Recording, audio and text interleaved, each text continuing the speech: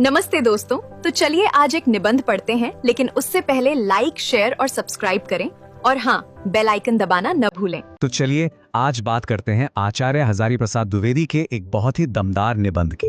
देखिए, ये एक ऐसा सवाल उठाता है जो हम सब कभी ना कभी खुद से पूछते ही हैं कि भाई चारों तरफ इतनी नेगेटिविटी है तो क्या निराश हो जाना ही बस यही एक रास्ता बचा है। इस निबंध की शुरुआत ही उस एक एहसास से होती है जिससे हम सब कहीं ना कहीं जुड़े हुए हैं, है ना। जब दुनिया भर की खबरें हम पर हावी हो जाती हैं और बस मन बैठ जाता है। तो सवाल यह है कि आखिर ये मन बैठ क्यों जाता है। द्विवेदी जी के मुताबिक इसकी जड़ है रोजाना मिलने वाली बुरी खबरों की बौछार। और देखिए, ये कोई एक दो खबरों की बात नहीं हो रही है, ये तो एक ना खत्म होने वाला सिलसिला है। ठगी, डकैती, चोरी, भ्रष्टाचार, मतलब ऐसा लगता है कि जैसे ही अखबार खोलो नेगेटिविटी का एक तूफान सा आ जाता है। और यही वो मानसिक तकलीफ है जिसकी बात लेखक यहाँ कर रहे हैं। और पता है, ये सिर्फ किसी एक इंसान की निराशा की बात नहीं है, ये नेगेटिविटी पूरे समाज में एक अजीब सा माहौल बना देती है। शक और संदेह का एक ऐसा माहौल जो सबको जैसे जकड़ लेता है। मतलब समाज में एक ऐसा दौर आ गया है जहां हर कोई बस एक दूसरे पर इल्जाम लगा रहा है। ये एक न खत्म होने वाला खेल बन गया है, आरोप प्रत्यारोप का, जिसका कोई अंत ही नहीं दिखता। और इसका सबसे बुरा असर क्या होता है, ये कि हमारा ईमानदारी पर से भरोसा ही उठने लगता है। हर इंसान को शक की निगाह से देखा जा रहा है, हर किसी की नीयत पर सवाल उठाया जा रहा है। अब यहाँ एक बड़ी दिलचस्प बात कही गई है। लेखक कहते हैं कि समाज में कोई जितना ऊंचे पद पर होता है उसके दोषों को उतना ही ज्यादा कुरेदा जाता है। जैसे एक आम इंसान की छोटी मोटी गलतियां शायद किसी को नजर भी ना आए, लेकिन वही गलतियां अगर कोई बड़े पद पर बैठा इंसान करे तो उसे माइक्रोस्कोप के नीचे रखकर बढ़ा चढ़ा कर दिखाया जाता है। जरा इस लाइन पर गौर कीजिए, आज वही सुखी है जो कुछ नहीं करता। कितनी कितनी गहरी बात है ये। मतलब आलोचना के डर से लोग कुछ करने से ही डरने लगे हैं। जरा सोचिए, एक समाज के लिए कितना खतरनाक हो सकता है ना। अच्छा, तो अब आते हैं इस निबंध के सबसे जरूरी हिस्से पर, वो तनाव जो हमें साफ साफ दिखता है। एक तरफ वो सपना है जो भारत के लिए देखा गया था, और दूसरी तरफ है आज की हकीकत, और इनके बीच की खाई। और यहीं पे आके ना सबसे चुभता हुआ सवाल सामने आता है, एक ऐसा सवाल जो पूरे निबंध में गूंजता रहता है कि क्या ये वही भारत है जिसका सपना हमारे महान नेताओं ने, तिलक और गांधी ने देखा था। ये जो फर्क है ना, ये एकदम साफ है। देखिए, एक तरफ तो हमारे संस्थापकों का सपना था, एक महान सभ्य भारतवर्ष का, और दूसरी तरफ आज का माहौल जो शक और इल्जामों से भरा हुआ है। लेकिन अब यहां से कहानी में एक बहुत बड़ा मोड़ आता है।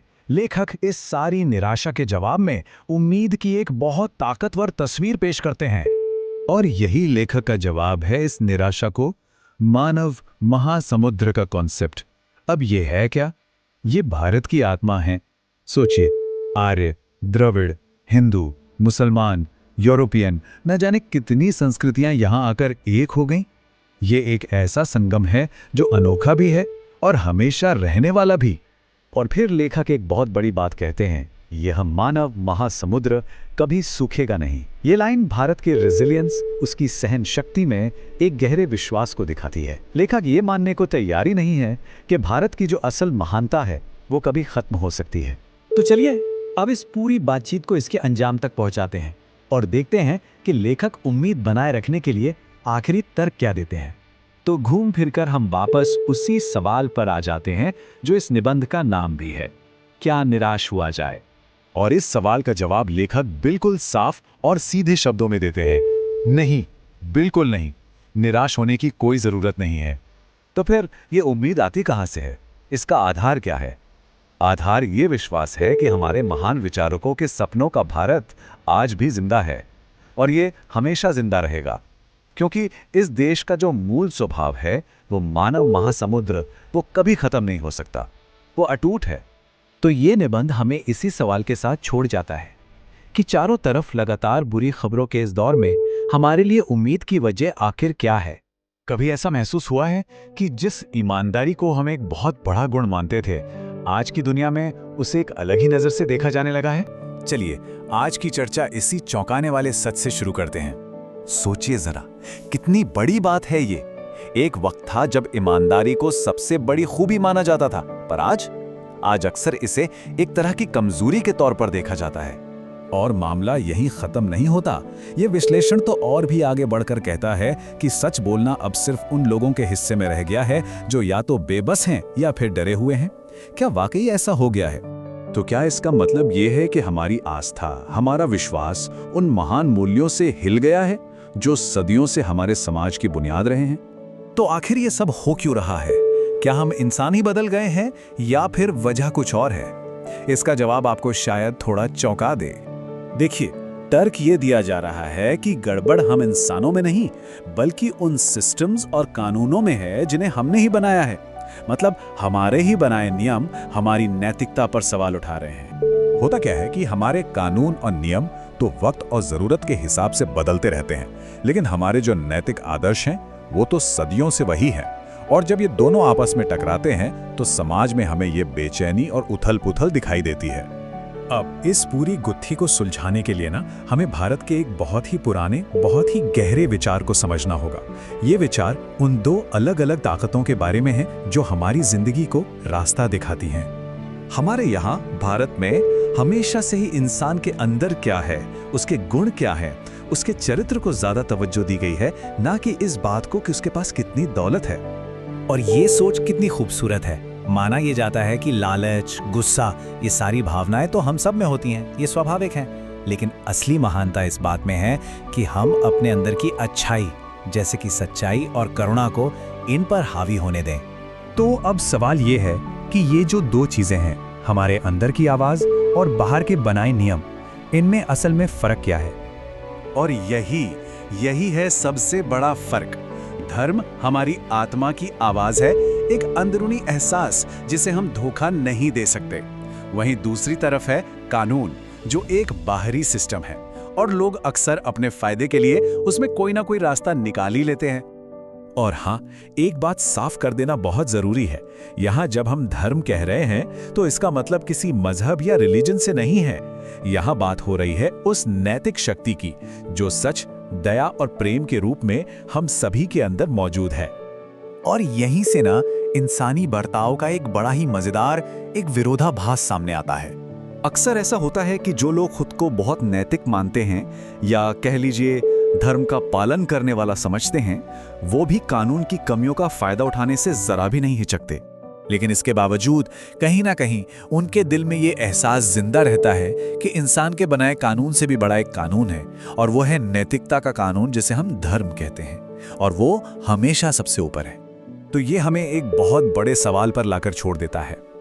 अगर लिखे हुए कानून तोड़े जा सकते हैं तो फिर वो कौन सी ताकत है जो असल में हमारे समाज को एक साथ बांधे हुए है? इस पर हम अगले भाग में बात करेंगे। पिछली बार हम यही तो बात कर रहे थे कि कैसे आजकल के दुनिया में धोखाधड़ी और भ्रष्टाचार की खबरें हमें निराश कर देती हैं, और कभी कभी तो ऐसा लगने लगता है जैसे कि अच्छाई कहीं बची नहीं है। तो सवाल यही उठता है कि क्या सच में अच्छाई और ईमानदारी अब खत्म हो चुकी है?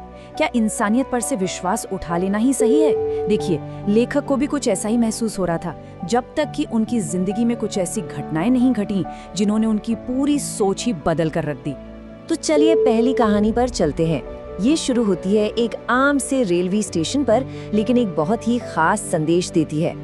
जरा सोचिए, एक भीड़ से भरा रेलवे स्टेशन। लेखक को जल्दी है, उन्हें ट्रेन पकड़नी है। वो टिकट खिड़की पर जाते हैं और जल्दी में एक ऐसी गलती कर बैठते हैं जो उस दिन इंसानियत में उनकी आस्था को परखने वाली थी। देखिए, गलती बहुत छोटी सी थी।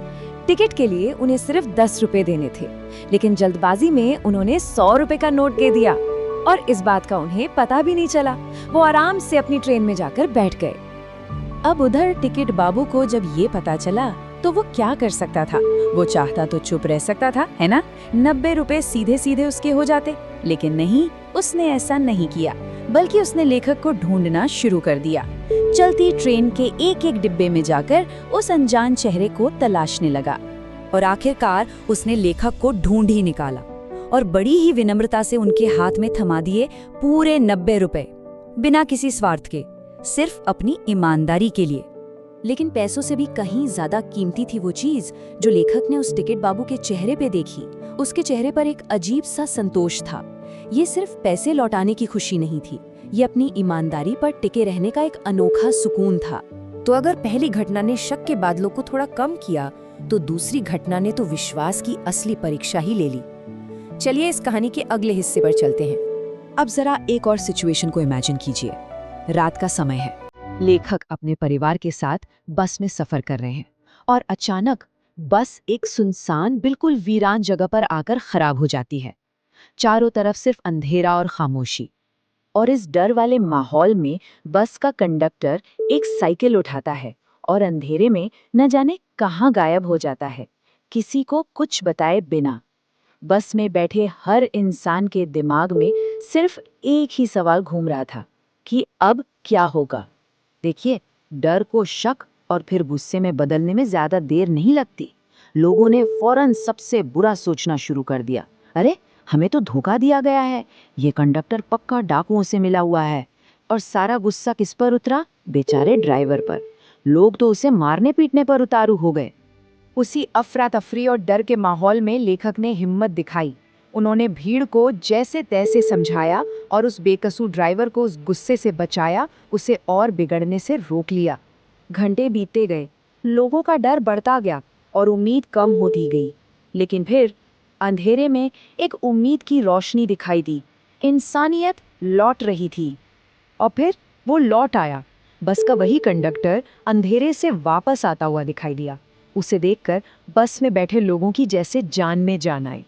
और वो अकेला नहीं लौटा था, वो अपने साथ न सिर्फ एक खाली बस लेकर आया था ताकि सब लोग सुरक्षित अपने घर पहुंच सके, बल्कि वो बस में रो रहे बच्चों के लिए दूध और सभी प्यासे यात्रियों के लिए पानी भी लाया था। मतलब उसने सिर्फ अपनी ड्यूटी नहीं निभाई, उसने इंसानियत निभाई। सोचिए, ये देखकर उन यात्रियों को कैसा लगा होगा जिन लोगों ने कुछ देर पहले उसे धोखेबाज और डाकू मान लिया था। उन्होंने शर्मिंदगी और शुक्रगुजारी के साथ उससे माफी मांगी। वो एक ऐसा पल था जब इंसानियत ने शक को हरा दिया था। तो इन दोनों कहानियों से हमें क्या सबक मिलता है? ये सिर्फ दो ईमानदार लोगों की कहानी नहीं है, ये हमें एक बहुत बड़ा और जरूरी मैसेज देती है। हाँ, ये बात बिल्कुल सच है कि दुनिया में धोखा होता है, ठगी होती है। अखबार ऐसी खबरों से भरे रहते हैं और यही वजह है कि हमारा मन निराश हो जाता है, हम हर किसी पर शक करने लगते हैं। पर ये पूरी सच्चाई नहीं है। तो असली सबक ये है कि मनुष्यता अभी खत्म नहीं हुई है। दया, सेवा और सच्चाई आज भी जिंदा है। ये दोनों घटनाएं इस बात का जीता जागता सबूत हैं कि हमें निराश होने की जरूरत नहीं है। अच्छाई आज भी हमारे आसपास मौजूद है, भले ही वो अखबारों की सुर्खियों में ना हो। तो अब जाते जाते एक सवाल, इस भागदौड़ भरी दुनिया में वो कौन सी एक चीज है, वो कौन सी एक घटना है जो आपके लिए आशा की किरण बनती है, जो आपको उम्मीद देती है? इस पर सोचिएगा जरूर। तो आज हमने आचार्य हजारी प्रसाद द्विवेदी के निबंध क्या निराश हुआ जाए के बारे में पढ़ा। अब हम इस पाठ से कुछ प्रश्न अभ्यास करेंगे। तो आज हम क्या करने वाले हैं? हम इस निबंध से जुड़े हुए कुछ जरूरी सवाल जवाब देखेंगे और हाँ, कुछ व्याकरण की बातें भी करेंगे जो इम्तिहान में आपके बहुत काम आएंगी। लेखक को जानेंगे, फिर निबंध के कुछ अहम सवाल जवाब पर नजर डालेंगे। इसके बाद व्याकरण की दुनिया में गोता लगाएंगे, फिर एक छोटा सा अभ्यास करेंगे और आखिर में देखेंगे कि ये पाठ हमें सिखाता क्या है। तो चलिए शुरू करते हैं। सबसे पहले बात करते हैं इस शानदार निबंध के लेखक आचार्य हजारी प्रसाद द्विवेदी जी की। देखिए, आचार्य जी का जन्म हुआ था 1907 में उत्तर प्रदेश के बलिया जिले में। पढ़ाई लिखाई की बात करें तो वो काशी हिंदू विश्वविद्यालय गए और वहां से ज्योतिष में आचार्य की डिग्री ली। इसके बाद उन्होंने शांति निकेतन, काशी हिंदू यूनिवर्सिटी और चंडीगढ़ यूनिवर्सिटी जैसी बड़ी जगहों पर पढ़ाया भी। 1979 में उनका निधन हो गया। वो सिर्फ एक लेखक नहीं थे, बल्कि हिंदी साहित्य के एक बहुत बड़े स्तंभ थे, आप कह सकते हो। उनकी लिखी किताबें जैसे कबीर, बाणभट्ट की आत्मकथा, अशोक के फूल आज भी लोग उतने ही शौक से पढ़ते हैं। और जानते हो, साहित्य में उनके इतने बड़े योगदान के लिए उन्हें पद्म भूषण जैसा बड़ा सम्मान भी मिला। तो लेखक के बारे में तो हमने जान लिया। अब आते हैं इस पाठ के कुछ जरूरी सवाल जवाब पर। ये वो सवाल हैं जो अक्सर एग्जाम में आ जाते हैं, तो जरा ध्यान से सुनिएगा। तो पहला सवाल ये है कि आखिर ऐसा क्या हो जाता है कि लेखक का मन कभी-कभी एकदम बैठ जाता है? मतलब वो निराश क्यों हो जाते हैं? इसका जवाब ना उस फीलिंग से जुड़ा है जो शायद हम सबको कभी ना कभी होती है। जब लेखक रोज-रोज अखबारों में ठगी, डकैती, चोरी, भ्रष्टाचार इन सब की खबरें पढ़ते हैं तो उनका मन बहुत दुखी हो जाता है। उन्हें लगने लगता है कि अरे, समाज में से अच्छी बातें, नैतिकता सब खत्म हो रही हैं क्या? चलिए अब एक और सवाल देखते हैं, और ये थोड़ा सोचने वाला है। किसी की गलतियों को सबके सामने लाना, जिसे कहते हैं दोषों का पर्दाफाश करना, ये काम बुरा कब बन जाता है? देखिए, बात सारी नियत की है। जब किसी की गलती बताने का मकसद उसे सुधारना ना हो, बल्कि उसकी बुराई में मजा लेना हो, बस तब ये काम बुरा बन जाता है। जब लोग दूसरे के दोषों में रस लेने लगें, उसे ही अपना काम समझ लें, तो ये ठीक नहीं है। चलिए अब जरा एक पॉजिटिव कहानी की तरफ बढ़ते हैं। इस निबंध में एक बस कंडक्टर की घटना का जिक्र है ना? तो सवाल ये है कि उस कंडक्टर ने अपनी इंसानियत कैसे दिखाई? असल में उसने एक नहीं, कई अच्छे काम किए। पहला, जब बस खराब हो गई तो वो भागा नहीं, बल्कि सभी यात्रियों की सुरक्षा के लिए एक दूसरी बस लेने चला गया।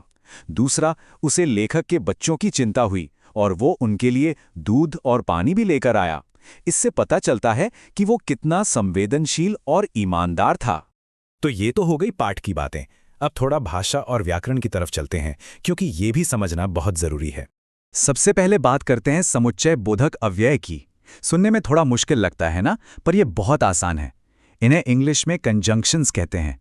ये वो गोंद जैसे शब्द हैं जो दो वाक्यों या शब्दों को जोड़ते हैं, जैसे और, क्योंकि, किंतु, परंतु, इसलिए, ये सब।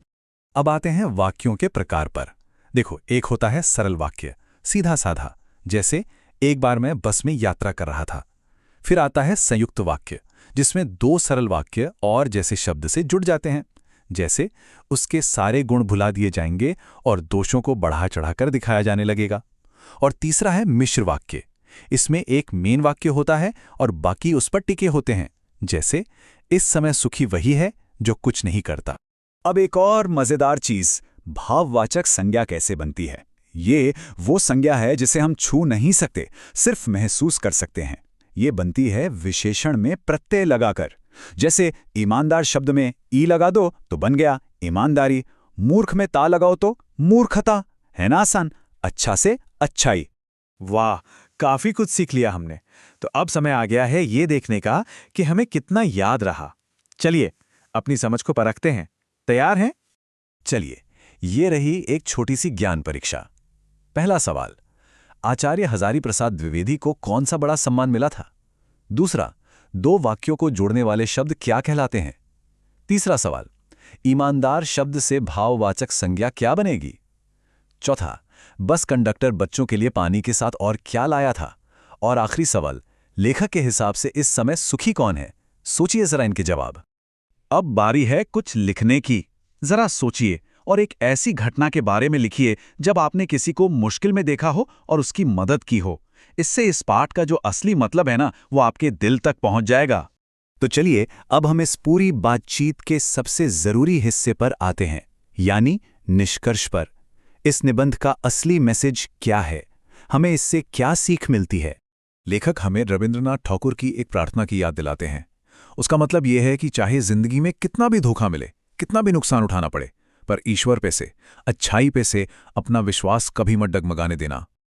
और दोस्तों, यही इस निबंध की सबसे बड़ी सीख है कि चाहे हमारे आसपास कितना भी अंधेरा क्यों न हो, कितनी भी निराशा क्यों न हो, हमें उम्मीद की एक किरण हमेशा जलाए रखनी है। इंसानियत और अच्छे मूल्यों पर से अपना विश्वास कभी नहीं खोना है। तो अगर ऐसी ही ज्ञान से भरी बातें आपको पसंद हैं, तो हमारे चैनल एक्सटेसी बियॉन्ड लाइफ को लाइक, शेयर और सब्सक्राइब जरूर करें। और हाँ, वो जो घंटी है ना, बेल आइकन, उसे दबाना बिल्कुल मत भूलिएगा।